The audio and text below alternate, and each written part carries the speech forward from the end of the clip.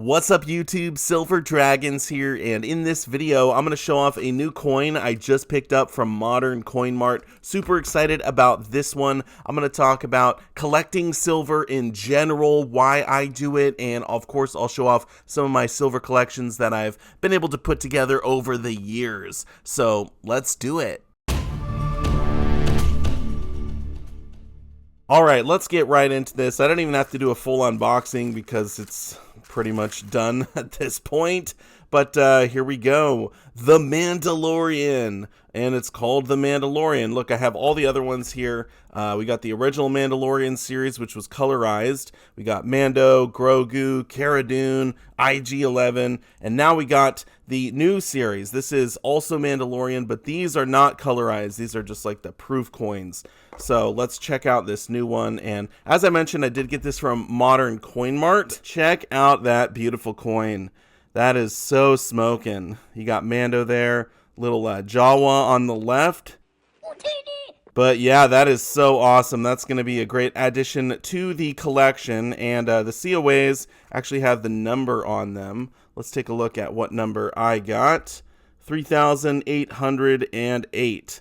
All right, very cool. So the different series that I've been collecting, you know, I like the Star Wars stuff. I like anything that's comic book related. I'm going to definitely show off all of that. But I just want to mention real quick, if you want to shop at Modern Coin Mart, they actually do free shipping on every item. It's not like the other bullion dealers where you got to reach a dollar threshold. You could buy literally just one thing on their website. You get free shipping. And there will be a link down below in the description with a few coins that I've picked out, this being one of them, where you can get 15% off. Just use coupon code DRAGONS at checkout. So again, link down below in the description. Feel free to check out Modern Coin Mart if you like. And I'm going to show you some of my other collections that I've put together over the years. Okay, so I started putting everything out and I realized I'm just not going to be able to show it all in one shot. So this is just a portion of my silver collections. I'm working on a few of them, but most of them are complete.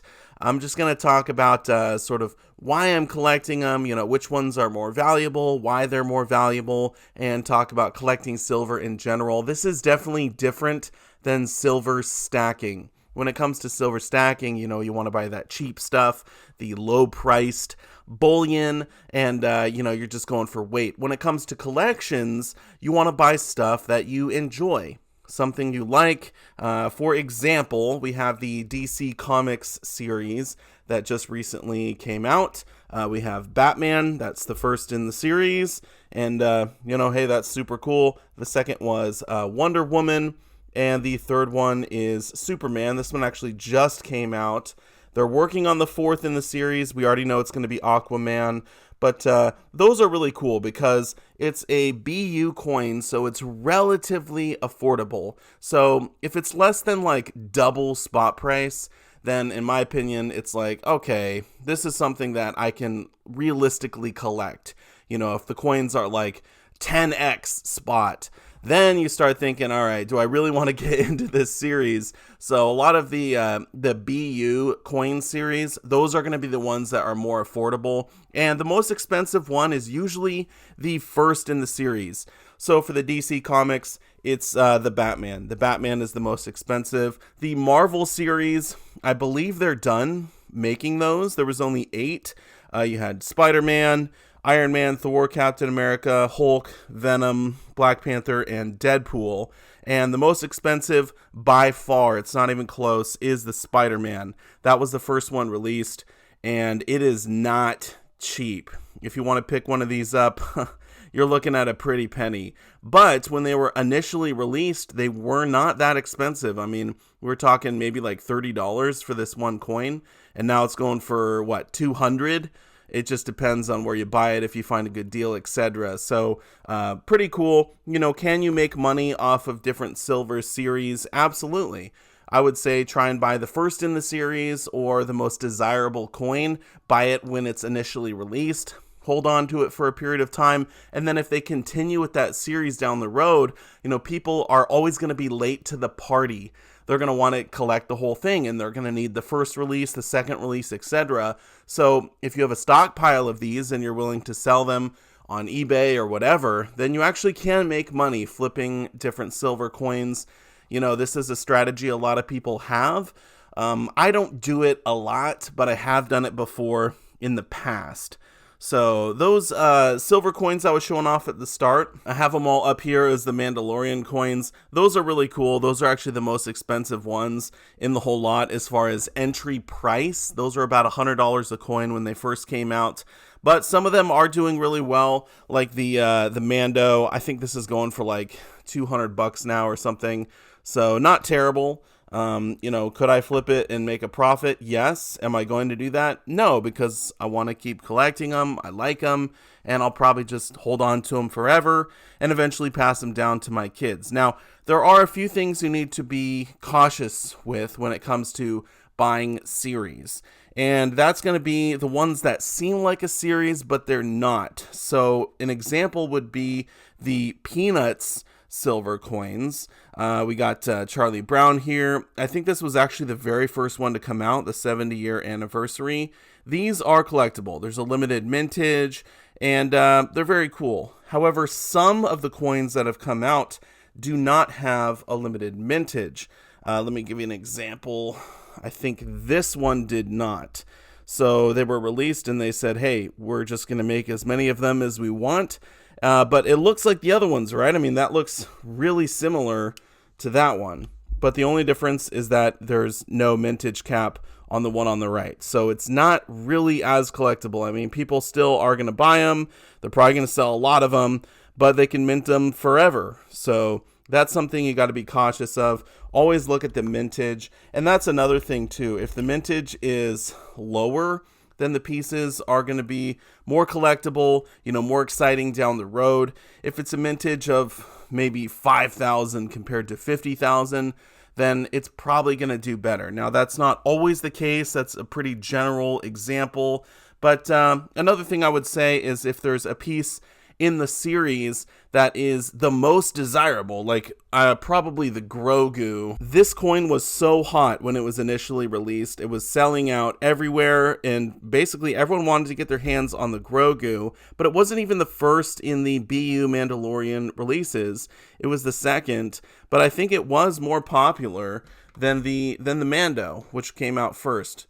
So it's kind of interesting, you know, the first release, I guess, isn't always the biggest. And then if there are series that don't have limited mintages, like the America the Beautiful 5-ounce silver coins, those did not have a limited mintage. They were just minting them to demand. And the most popular was the Key Date. So it was the one that had the lowest mintage, and it ended up being Hawaii. I do have a few of the America the Beautiful. This one here is actually slabbed. It's kind of cool. I might break it out of the slab. But yeah, I have a few of these massive quarters. They're pretty fun to collect. You know, the series is over. They're not making any more of them. So if you are late to the party, then you're going to definitely have to pay more money for those. As opposed to the people who bought them when they were initially released, right?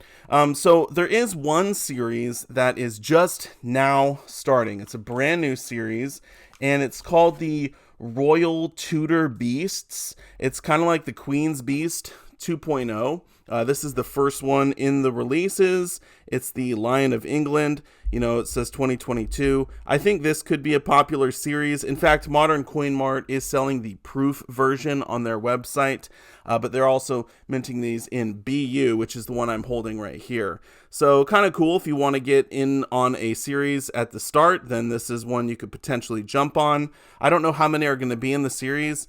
I'm not really into, you know, all of the royal stuff over in the UK. I did collect some of the Queen's Beast, but mostly the dragon. And on that note, the Red Dragon of Wales was actually one of the most expensive Queen's Beasts coins to come out, and it wasn't the first. It's just because everyone likes dragons. So I actually did make a video a while back showing off a lot of my dragons that I've collected over the years.